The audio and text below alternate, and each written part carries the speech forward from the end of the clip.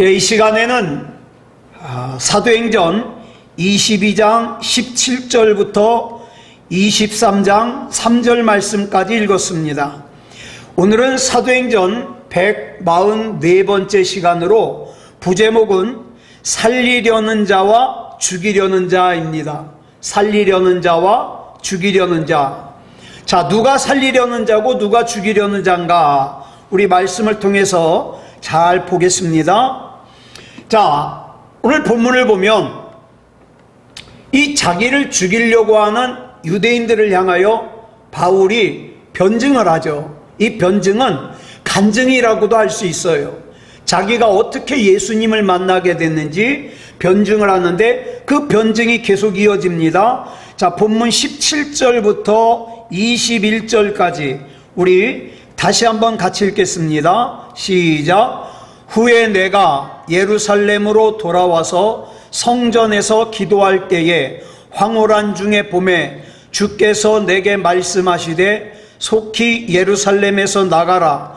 그들은 네가 내게 대하여 증언하는 말을 듣지 아니하리라 하시거늘 내가 말하기를 주님, 내가 주를 믿는 사람들을 가두고 또 각 회당에서 때리고 또 주의 증인 스데반이 피를 흘릴 때에 내가 곁에 서서 찬성하고 그 죽이는 사람들의 옷을 지킨 줄 그들도 아나이다.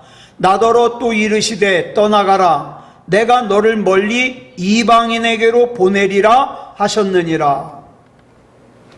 자, 지금 이 시기는 언제냐? 바울이 다메섹으로 가던 길에 예수님을 만난 후 3년쯤 지났을 때에 이제 바울이 예루살렘에 갔을 때 얘기를 하고 있습니다. 당시에도 예루살렘에 있던 유대인들이 바울을 죽이려고 했습니다. 다메섹의 그리스도인들을 연행하기 위해서 예루살렘을 떠났던 바울이 3년 만에 돌아왔는데 그리스도인이 돼서 돌아온 거예요. 그러니까 예루살렘의 유대인들이 보기에는 이 바울이 유대교의 배신자가 된 거죠. 그래서 유대인들은 그리스도인이 되어서 돌아온 이 바울을 가만히 내버려 둘 수가 없는 거예요. 그들은 누구보다도 주도적으로 앞장서서 교회를 짓밟고 심지어 초대교회 집사님 중에 한 분인 스데반 집사님을 돌로 때려 죽이는데도 앞장섰던 바울이 옛날에 했던 일, 그런 건 중요하지 않아요. 지금 이 순간 바울이 그리스도인이 됐기 때문에 제거해야 된다는 거죠. 이것이 주님께서 바울을 이방인들을 위한 주님의 증인으로 사용하신 이유 중에 하나입니다. 그리고 이제 그로부터 또 20년이 흘러서 지금 바울이 본문 속에서 예루살렘의 유대인들 앞에서 자기 변증을 다시 하고 있는 거예요. 그러나 이 본문 속의 유대인들은 20년 전에 예루살렘의 유대인들과 조금도 다를 바가 없어요. 바울을 죽이려고 합니다. 배교자라는 거죠. 배신자라는 거죠. 그래서 이 바울이 자기 변증을 통하여 하나님께서 자기를 이방인에게로 보내셨다. 그러면서 이제 이방인을 전도하는 것이 마땅하다. 이렇게 얘기를 하니까 마치 약속이라도 한 듯이 일제히 분노를 터뜨리며 바울의 말을 가로막고 막 바울을 죽이려고 그래요. 자, 그러면 본문 22절부터 23절까지 보겠습니다. 시작. 이 말하는 것까지 그들이 듣다가 소리질러 이르되 이러한 자는 세상에서 없애버리자 살려둘 자가 아니라 하여 떠들며 옷을 벗어던지고 티끌을 공중에 날리니 바울이 이방인도 마땅히 전도의 대상이라고 입에 올리자마자 유대인들이 분노를 터뜨려요. 왜냐하면 이 유대인들은 이방인을 짐승처럼 여기거든요. 부정하게 여기거든요. 자기만 선하다고 생각하거든요. 이런 잘못된 선민의식 때문에 이 유대인들은 이방인들도 전도해야 된다는 말에 분노를 터뜨리는 거예요. 이방인도 구원의 대상이 된다는 것은 자기들이 짐승처럼 부정하게 여겼던 그 이방인과 선민인 자기가 동등해진다는 의미였기 때문에 이 교만하고도 잘못된 선민의식에 사로잡혀 있던 유대인들은 그와 같은 바울의 말을 절대로 받아들일 수 없다는 거예요. 그래서 그들은 일제히 이러한 자는 세상에서 없애버려야 된다, 살려둘 수 없다, 이러면서 죽이려고 다시 달려들어요. 여기 보니까 그들이 옷을 벗어던지며 티끌을 공중에 날렸다 그러는데, 이것은 유대인들이 전통적으로 아주 극도로 분노했을 때의 모습이에요. 자, 그런데 여기서 중요한 게 있어요. 지금 바울이 하는 말은 바울이 자기 생각을 얘기하는 게 아니에요. 지금 바울이 하는 말은 바울이 다메섹으로 가는 길에 바울을 만나주신 예수님께서 하셨던 말씀이에요. 또 다메섹에서 아나니아를 통해서 들은 하나님의 말씀이에요. 또 예루살렘 성전에서 기도하다가 자기가 직접 하나님께 들은 말씀이에요. 그리고 이 말씀은 개인을 위한 말씀이 아니었어요. 삼위일체 하나님께서 바울에게 하신 말씀은 성경에 뭐라 그랬냐면 모든 사람을 위한 하나님의 말씀이라 그랬어요. 그러니까 이 말은 지금 바울 앞에 있는 예루살렘의 유대인들을 위한 말씀이기도 하다는 뜻이죠. 그러니까 그들 가운데 누구든지 이 바울의 증언을 하나님의 말씀으로 듣고 알아듣기만 한다면 그 사람도 은혜 속에서 하나님의 증인이 될 수 있는 거예요. 그런데 이 예루살렘의 유대인들은 한결같이 그 하나님의 말씀을 거부하고, 이런 자는, 즉 지금 하나님의 말씀을 대언하고 있는 이 바울을 향하여 이런 자는 세상에서 살려둘 수가 없다 그러면서 죽이려고 달려드는 거예요. 자, 두 쇠사슬에 결박당한 상태로 로마군의 안토니아 요새로 연행되면서도 온 삶을 다해 지금 자기 앞에 있는 유대인들이 하나님의 말씀을 듣고 구원받기를 바라는 이 바울을 지금 유대인들은 어떻게 하고 있어요? 살려둘 자가 아니라고 소리치고 있어요. 그러니까 지금 이 유대인들에게는 더 이상 하나님이 살아계신 하나님이 아니에요. 다시 말해서 하나님의 말씀을 증언하고 있는 바울을 죽이려고 하는 것은 곧 바울에게 말씀을 주신 하나님을 죽이려는 것과 똑같은 거거든요. 그들이 믿는 하나님은 말씀을 통해서 자기 자신을 계시하시는 살아계신 하나님이 아니라 옛날에 바울이 알고 있었듯이 예루살렘 성전에 갇혀있는, 그래서 진짜 하나님이 아니라 하나님의 우상, 하나님의 허상에 불과했어요.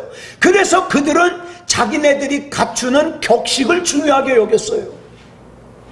지금 두 쇠사슬에 결박당한 상태로 로마 군인들에 의해 안토니아 요새로 연행되던 바울에게 자기 변증을 할 수 있게끔 허락한 사람이 누굽니까? 천부장이에요. 그런데 바울이 지금 유대인들에게 하는 언어는 어떤 언어냐? 사도행전 22장 2절을 보니까 이 천부장은 로마 사람이기 때문에 헬라어를 사용하는데, 지금 바울이 예루살렘의 유대인들에게 하는 말은 히브리어예요. 그러니까 천부장이 못 알아듣죠. 더 정확하게 말하면 유대인들의 모국어인 아람어로 얘기하고 있는 거예요. 아람어. 자, 그 아람어를 모르기 때문에 바울이 지금 유대인들에게 뭐라고 얘기를 하는지 전혀 알아들을 수 없었던 천부장은 바울의 말을 듣는 유대인들의 표정을 민감하게 살폈어요. 그러다가 갑자기 유대인들이 막 소리를 치고 옷을 벗어던지고 티끌을 뿌리고 하는 걸 보니까 바울이 더 이상 얘기를 하면 안 될 것 같아서 말을 못하게 막았습니다. 그리고 예루살렘의 유대인들은 또다시 바울을 죽이기 위해서 달려들었어요. 자, 이 천부장은 알고 있거든요. 그런 행동이 유대인들의 분노가 크게 달했다는 표시라는 걸 알고 있어요. 그래서 이 천부장은 이 사태를 수습하기에 나섰습니다. 자, 본문 24절 보겠습니다. 시작. 천부장이 바울을 영내로 데려가라 명하고 그들이 무슨 일로 그에 대하여 떠드는지 알고자 하여 채찍질하며 신문하라 한대. 자, 천부장은 그 부하들에게 이 바울을 안토니아 요새로 끌고 가라고 명령해요. 그리고 바울의 자기 변증을 듣던 이 유대인들이 왜 그렇게 바울에게 화났는지, 우리는 상식적으로 누군가가 많은 사람들에게 몰매를 맞았으면 그 맞은 사람을 보호해야 될 거 아니에요? 그런데 여기서 이 천부장은요, 바울을 끌고 가서 왜 유대인들이 화가 났는지 바울에게 알아내라고 바울을 채찍으로 때리래요. 자, 왜 그랬냐면 이 천부장은 자기가 처음에 이 바울을 자객, 칼잡이 4,000명을 동원해서 폭동을 일으켰다가 애굽으로 도망간 그 사람인 줄 알았는데, 광야로 도망간 사람인 줄 알았는데 아니거든요. 그렇지만 저 유대인들이 저렇게 화를 내는 걸 보니까 못지않은 흉악한 범죄자구나 이렇게 생각했기 때문에 왜 유대인들이 화가 났는지 바울을 채찍으로 때려서 알아내라는 거죠. 이 로마인들의 채찍은요, 인간이 고안해낸 채찍 중에서 가장 잔인한 채찍으로 알려져 있어요. 어떻게 생겼냐면 이 채찍 끝에 쇠붙이를 매달아 놨기 때문에 이 채찍으로 한번 쫙 때리면요, 이 채찍이 사람의 몸을 감으면서 그 쇠가 몸을 파고들어요.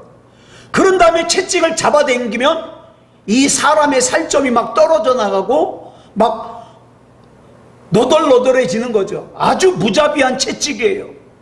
그래서 이 채찍을 맞으면 불구자가 되는 사람들도 많고 심한 경우에는 죽습니다.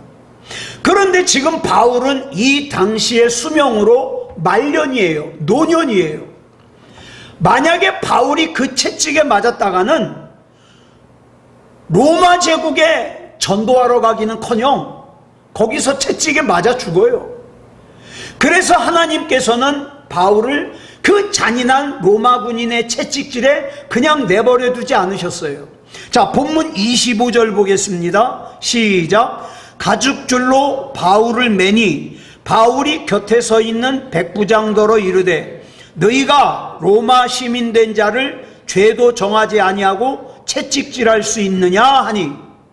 자, 로마 군인들이 이제 채찍으로 바울을 때리려고 바울의 양손을 하나는 이쪽 기둥에 하나는 저쪽 기둥에 묶었어요. 가죽으로 묶었어요. 그리고 이제 채찍으로 때릴 이제 참이에요. 그 순간에 바울이 지금 그 자리에 있는 천부장은 아직 거기 안 들어와 있고 지금 그 자리에 있는 책임자인 백부장에게 이렇게 얘기를 합니다.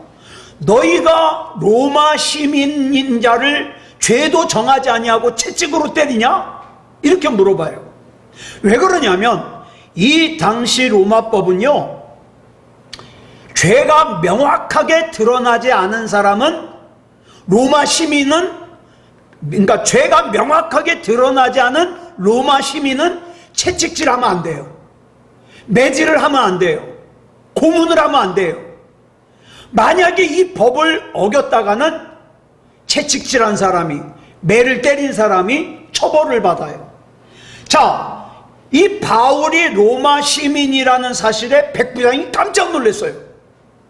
왜냐하면 로마 시민인 바울에게 재판도 없이 채찍질했다가는 그 현장 감독인 자기가 벌을 받거든요. 자기도 무사하지 못하고 천부장도 무사하지 못해요. 그래서 어떻게 했냐? 본문 26절 보겠습니다. 시작. 백부장이 듣고 가서 천부장에게 전하여 이르되 어찌하려 하느냐? 이는 로마 시민이라 하니. 백부장이 그 즉시 천부장에게 달려가서 바울이 로마 시민인데 죄도 정해지지 않았는데 어떻게 채찍을 때리냐? 어쩌려고 그러냐? 이렇게 얘기를 하죠. 자, 27절부터 28절까지 보겠습니다. 시작. 천부장이 와서 바울에게 말하되 내가 로마 시민이냐? 내게 말하라. 이르되 그러하다. 천부장이 대답하되 나는 돈을 많이 들여 이 시민권을 얻었노라. 바울이 이르되 나는 나면서부터라 하니. 자, 바울이 로마 시민권을 가진 로마 시민이라는 백부장의 보고를 듣고 천부장이 깜짝 놀랐어요. 그리고는 채찍을 때리려고 양 기둥에다가 가죽으로 양팔을 묶어놓은 바울에게 달려갔죠. 그리고 바울에게 진짜 로마 시민이냐고 물어요. 그러자 바울이 로마 시민이 맞다고 대답을 하니까 누가 묻지도 않았는데 이 천부장이 자기는 돈을 많이 주고 로마 시민권을 샀다는 거예요. 옛날 우리나라에 실제 순수한 양반은 많지 않거든요. 그런데 조선시대에 와가지고 어떻게 했어요? 많은 사람들이, 자, 양반 아닌 사람들이 돈을 많이 번 사람들 중에 돈을 주고 양반을 사요. 족보를 사고. 그래가지고 돈을 주고 양반을 산 경우가 많이 있었습니다. 이 당시에 로마 시민권이 있으면요, 어디든지 무사 통과해요. 그리고 함부로 하질 못해요. 로마 군인들의 보호를 받을 수 있어요.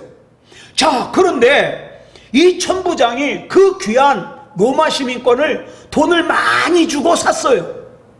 그런데 바울이 뭐라 그래요? 나는 나면서부터 로마 시민권이 있다는 거예요. 나면서부터.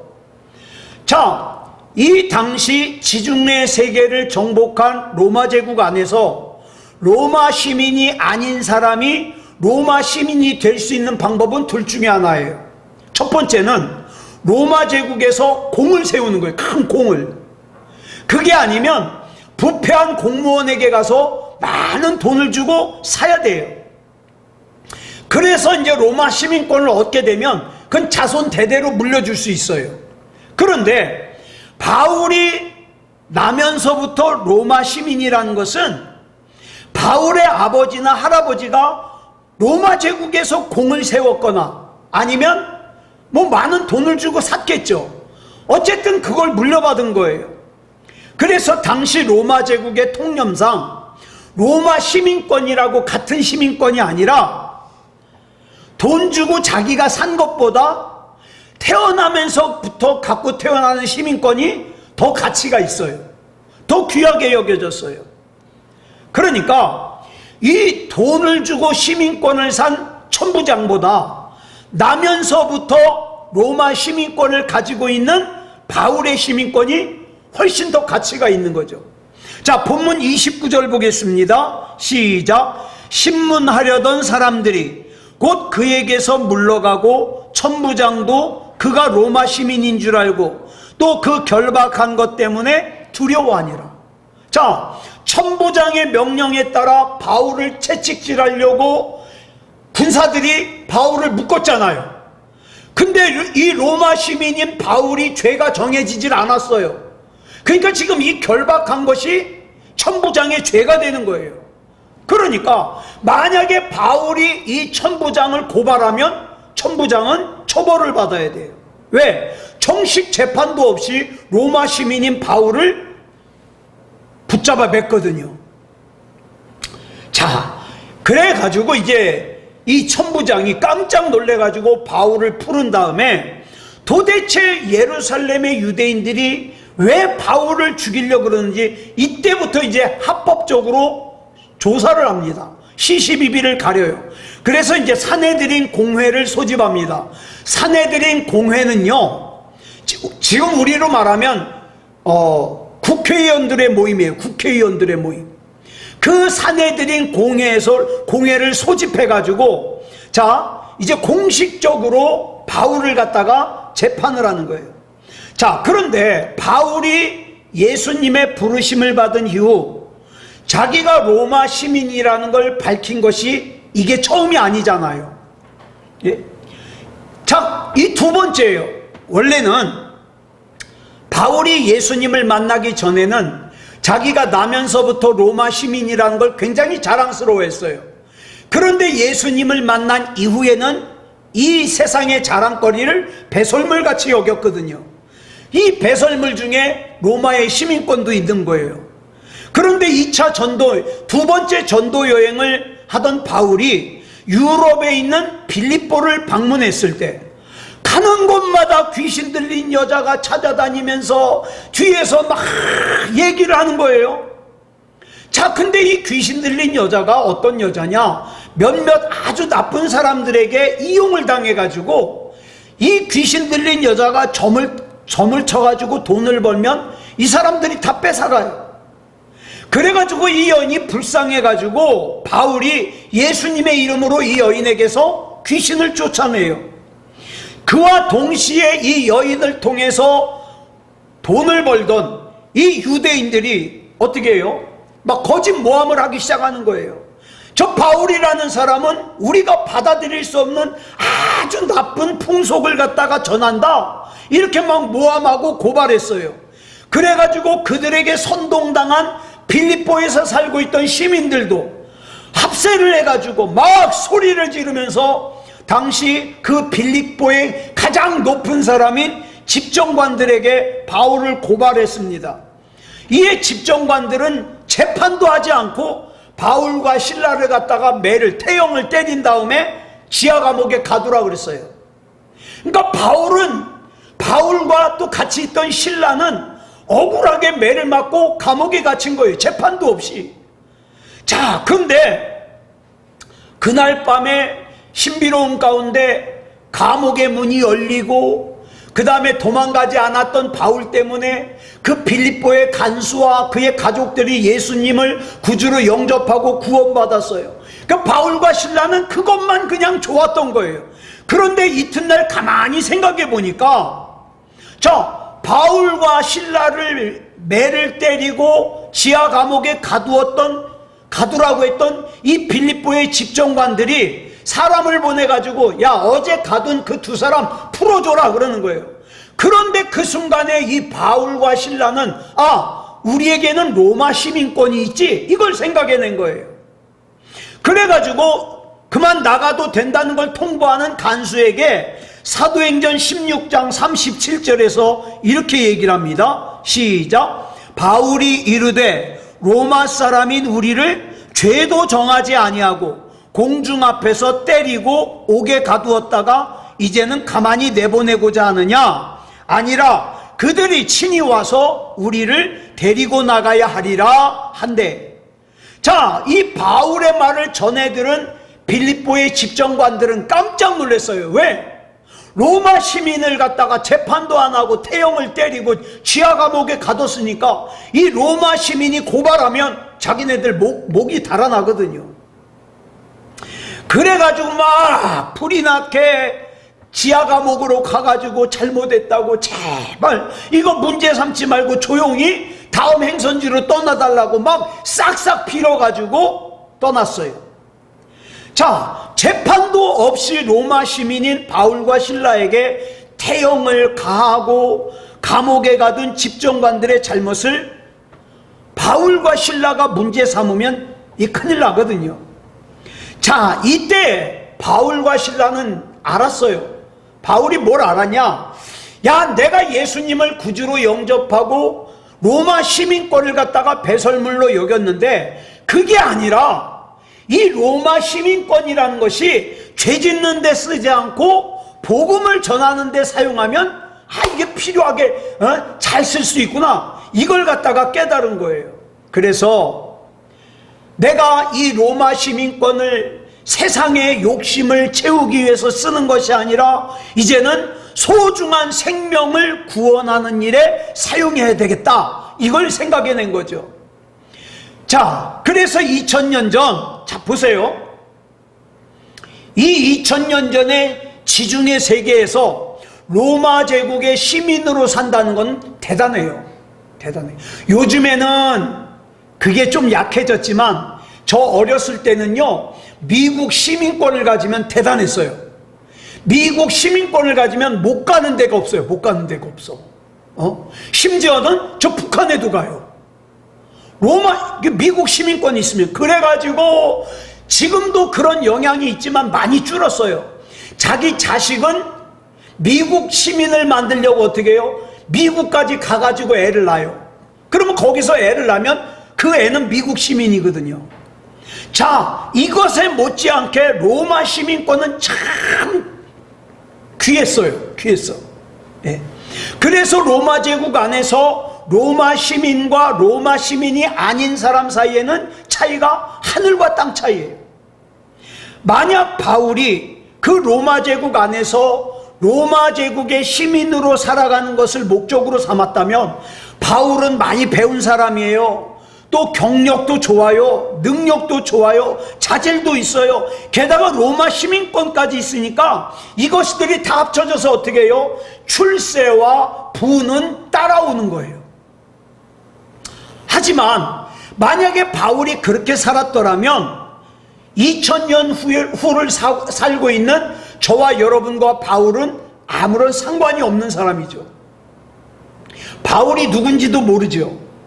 그저 2000년 전에 이 세상에서 살다가 한 줌의 흙으로 돌아간 허망한 인생에 불과하죠. 하지만 바울은 로마 제국 안에서 사는 사람들이라면 누구라도 부러워하는 그 로마 시민이면서도 오히려 그 로마 시민권을 배설물처럼 여기며, 그거보다 더 중요하게 오직 길이요 진리요 생명 대신 예수님을 귀하게 여겼어요. 그래서 그 예수님의 복음을 전하는 일에 세상 사람들이 귀하게 여기는 로마 시민권은 뭐예요? 도구일 뿐이에요. 도구. 예? 앞으로 살펴보겠습니다만, 바울이 이 로마 시민권으로 뭐를 하냐? 자기가 로마 시민으로서의 권리를 내세워서 로마 황제에게 상소를 합니다. 그래가지고 어떻게 해요?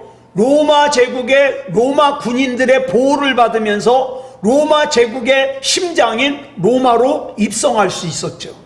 그리고 나서 로마에 가가지고 감옥에 갇혀 있는데, 참 웃긴 것이, 원래는 이 바울이 생각한 건 로마에 가서 사람들 찾아다니면서 복음을 전하려고 그랬는데, 웬걸 가서 감옥에 갇혔어요. 근데 로마의 왕족들과 귀족들이 바울이 궁금해가지고 감옥으로 바울을 만나러 와요. 그래가지고 바울을 만나서 복음을 듣고 예수님을 구주로 영접하고 그리스도인이 된 왕족과 귀족들이 많이 있다 이 말이에요. 그래서 나중에 보면은 주 313년에 기독교가 로마의 국교가 되는데, 이때 로마 황제가 누구냐? 콘스탄티누스인데, 이 콘스탄티누스의 엄마가 그리스도인이에요. 엄마가. 그렇게 이제 왕족과 귀족들에게 복음이 전해지는 거예요. 이 모든 것이 하나님의 신비스러운 섭리 속에서 이루어진 일임은 두말할 필요가 없죠. 이처럼 바울이 삶의 목적으로 삼았다면 무의미하게 없어졌을 그 로마 시민권이 내가 하나님 앞에 붙잡히니까 하나님의 복음을 위해서 귀하게 쓰이더라. 여러분 마찬가지예요. 내가 가진 재물, 내가 가진 건강, 내가 가진 지식도 그저 이 세상에서 나만을 위해서 쓰는 것도 중요하지만, 그러나 내가 하나님의 사람으로서 하나님의 영광을 이걸 도구로 사용하겠다. 그러면 하나님 앞에 영광스럽게 사용되는 거죠. 자, 본문, 사도행전 23장 2절 보겠습니다. 시작. 대제사장 아나니아가 바울 곁에 서 있는 사람들에게 그 입을 치라 명하니, 이 당시의 대제사장은 아나니아였습니다. 주 48년부터 59년까지 대제사장이었는데, 이 당시 역사를 기록한 역사가인 요세푸스에 의하면 이 아나니아라고 하는 대제사장은 굉장히 탐욕스러운 인간이에요. 포악한 인간이에요.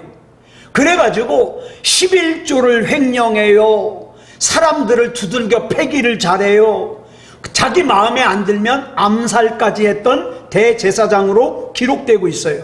한마디로 말해서 하나님을 이용해서 자기 뱃속을 채우는 종교 장사꾼이에요. 여러분, 요즘에도 종교 장사꾼이 많아요. 그 교회라는 그 종교를 이용해 가지고 어떻게 해요? 자기 배를 채우는 거예요. 이 종교 장사꾼이죠. 우린 종교 장사꾼이 되면 안 돼요. 하나님을 이용해서 또 내 욕심을 채우려고 하면 안 돼요. 그래가지고 자기에 대해서 막 자기 마음에 안 드니까 바울 옆에 있는 사람에게 뭐라 그래요? 바울의 입을 치라 그래요. 유대인들에게 있어서 가장 모독이 되고 치욕적인 게 뭐냐면 다른 사람에게 이 입을 맞는 거예요. 입. 예? 인격 모독이죠.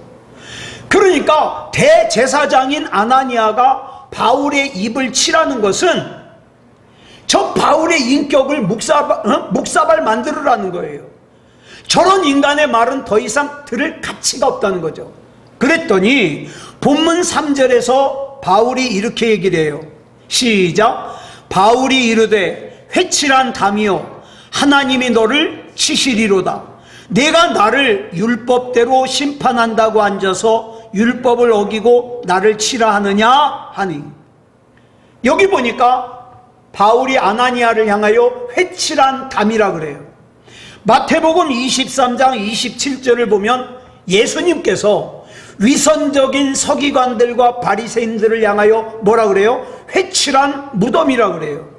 이 회칠한 담, 회칠한 무덤이 뭐냐 하면 유대인들은 비가 많이 오는, 우리로 말하면 장마철이죠. 우기가 지나고 나면 길가에 어디가 무덤이고 어디가 아닌지를 몰라요. 근데 유대인들은 무덤을 갖다가 건드리거나 밟으면 부정타거든요. 그러니까 다른 사람들이 그 무덤을 갖다가 피해 다닐 수 있도록 무덤에다가 또 공동묘지 이 담에다가 횟가루를 뿌려요. 하얀 회를. 그래가지고 아, 여기는 무덤이구나, 이 안은 공동묘지구나, 이걸 쉽게 알 수 있죠. 자, 그래서 하얀 횟가루를 뿌리면 보기는 하얗고 이쁘잖아요. 그런데 그 속에는 뭐가 있어요? 공동묘지 뼈다구들이 있겠죠. 자, 지금 예수님께서 서기관들과 바리새인들에게 회칠한 무덤이라 그런 건 위선을 지적하는 거예요. 바울이 자기 입을 치라고 한 대제사장 아나니아를 회칠한 담이라고 부른 것도 마찬가지예요. 율법에서는 2명 내지 3명 이상의 증인이 있을 때만 그 사람의 범죄를 인정하는데, 그게 신명기 19장 15절에 돼 있거든요. 그러기 전에는 무죄예요. 근데 지금 아직 바울은 무죄예요. 그런데 율법을 따른다는 이 산헤드린 공회에서 대제사장이라는 아나니아가 아직 죄가 정해지지도 않은 바울을 갖다가 입을 치라 그러는 거예요. 그건 율법을 어기는 거죠. 자, 오늘날 많은 사람들이 자기는 하나님을 믿는데요. 그런데 속으로는 그렇지 않은 사람들이 많아요. 우리가 절대 속으면 안 되는 것이 내가 교회에 얼마나 오래 다녔는가, 내가 직분이 무엇인가, 여기에 속으면 안 돼요. 중요한 것은 내 안에 예수님이 계시는가, 내가 구원받았는가, 내 이름이 생명책에 기록되어 있는가, 이게 중요하거든요. 자, 지금 바울도 예수님도 어떻게 해요? 이중성을 갖다가 지적하는 거예요. 네? 그러면서 바울이 뭐라 그럽니까? 저 아나니아라고 하는 대제사장은 내가 가만히 있어도 하나님께 벌 받을 거야, 이렇게 얘기를 하죠. 자, 오늘 본문을 보면 바울을 죽이려고 하는 사람들이 있어요. 어떤 사람들이에요? 예루살렘의 유대인들, 또 대제사장 아나니아. 그런데 이 사람들은 죽이려고 하는 사람들인데 반대로 살리려고 하는 사람이 있어요. 누구예요? 바울이에요. 자기를 아무리 때렸더라도, 자기를 아무리 업신여기더라도 제발 예수 그리스도의 이 복음을 좀 듣고 구원받으라 이 말이죠. 살리고 싶은 거예요. 내 부형들아, 내 아버지요, 내 어머니요, 내 형제들이요, 제발 이 복음을 받아들이고 구원받아라, 살아라. 사랑하는 여러분, 저와 여러분이 겉으로 믿음이 좋은 척, 겉으로 거룩한 척 그렇게 할 필요 없어요. 예? 중요한 건 내 속으로 믿음이 있냐는 거예요. 내 속으로 거룩하냐는 거예요. 내 속으로는 다른 사람을 미워하고 다른 사람을 죽이려고 한다면 그 사람은 뭐예요? 죽이려고 하는 사람이에요. 그러나 하나님께서 나에게 원하시는 건 뭡니까? 살리기를 원하는 사람이 되라는 거예요. 사랑하는 여러분, 저와 여러분 안에 하나님의 사랑을 품고 살리는 사람이 되자고요. 왜? 누군가를 미워하지 말고 섭섭해하지 말고 용서하고 사랑하고 살리고 어떻게든지 저 사람이 복음을 받아들여서 구원받아서 영원한 생명을 얻을 수 있게끔 우리 살리는 사람이 되자고요. 그래서 아무쪼록 저와 여러분이 하나님의 뜻 안에서 다른 사람을 살리는 삶을 사는 그런 저와 여러분이 되기를 그리스도 예수님의 이름으로 축복합니다. 기도하겠습니다. 사랑의 아버지 하나님, 감사합니다. 오늘 사도행전 22장 마무리와 23장 처음을 보니까 예루살렘의 유대인들도 바울을 죽이려고 하고 로마 시민권이 있다는 걸 몰랐을 때에는 천부장도 백부장도 바울을 채찍으로 치려고 그랬고, 또 예루살렘 공의회가 열렸을 때 대제사장 아나니아도 바울을 죽이려고 했습니다. 사랑하는 아버지 하나님, 죄악이 가득한 세상 가운데 하나님을 모르는 사람들은 마음에 악을 품고 어떻게든지 다른 사람 죽이려고 합니다. 그런데 우리가 믿는 하나님은 사랑이심을 믿습니다. 우리가 다른 사람 죽이는 사람 되지 말게 하시고 살리는 사람이 되게 하여 주시옵소서. 살리는 신앙, 살리는 기도, 살리는 말, 살리는 생각을 할 수 있도록 인도해 주시옵소서. 우리 주님 붙잡아 주실 줄 믿사오며 그리스도 예수님의 이름으로 간절히 기도드렸사옵나이다. 아멘.